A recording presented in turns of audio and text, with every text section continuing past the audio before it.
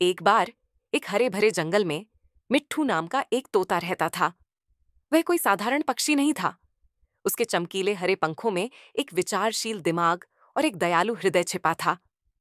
चूंकि मिट्ठू को बक बक करने से ज्यादा सुनना पसंद था, इसलिए दूसरे जानवर अक्सर सलाह के लिए उसके पास आते थे और उसे बुद्धिमान तोता कहते थे। बगीचे में झगड़ा एक गर्मियों की सुबह जंगल गुस्से से भरी आवाजों से गूंज उठा। एक गिलहरी और एक गौरैया एक पुराने आम के पेड़ की छाया में उगे पके हुए जामुन के एक टुकड़े को लेकर तीखी बहस में उलझी हुई थी। गिलहरी: मैंने उन्हें पहले देखा, वे मेरे हैं। गौरैया: लेकिन मैं इस पेड़ पर रहती हूं, इसीलिए जामुन मेरे हैं। झगड़ा इतना जोरदार हो गया कि मधुमक्खियों ने भी सुनना बंद कर दिया।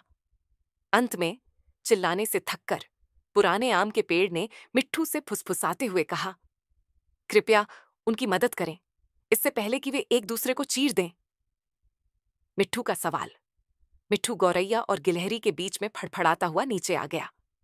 उन्हें डांटने के बजाय उसने एक सरल प्रश्न पूछा, यदि तुम सभी आज जामुन खा लो तो कल तुम्हारे पास क्या होगा? गौरैया और गिलहरी हैरान होकर एक दूसरे को देखने लगे। कुछ नहीं, गौरैया ने बड़बड़ाया। बस खाली तने, गिलहरी ने स्वीकार किया।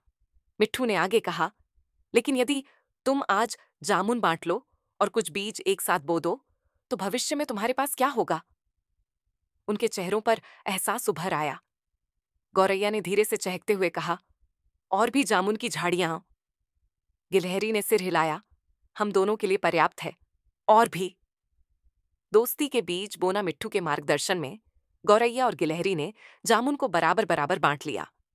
उन्होंने मीठा नाश्ता किया, फिर नरम मिट्टी में 4 बीज बो दिए। हर दिन वे एक साथ पौधों को पानी देते थे। जैसे जैसे सप्ताह बीतते गए, युवा अंकुर बाहर झांकने लगे, जो भविष्य की फसल का वादा कर रहे थे। साथ साथ काम करते हुए 2 पूर्व प्रतिद्वंद्वियों ने एक दूसरे की खूबियों को पहचाना। गौरैया दूर से बारिश के बादलों को पहचान सकती थी और गिलहरी पानी इकट्ठा करने में तेज थी। वे घनिष्ठ मित्र बन गए और इस बात पर हंसे कि उनकी लड़ाई कितनी मूर्खतापूर्ण थी। जंगल सीखता है, तोते की बुद्धि की बात फैल गई। हिरणों ने खरगोशों के साथ खुले मैदान साझा किए। बंदरों ने कछुओं के लिए फल छोड़े। पूरा जंगल धीरे धीरे बदल गया। यह सब इसलिए क्योंकि मिट्ठू ने कठोर उत्तर देने के बजाय एक विचारशील प्रश्न पूछा था। नैतिक सच्ची बुद्धि आज जो तुम्हारा है उसे पाने में नहीं है, बल्कि साझा करने और सहयोग के माध्यम से कल के लिए प्रचुरता पैदा करने में है।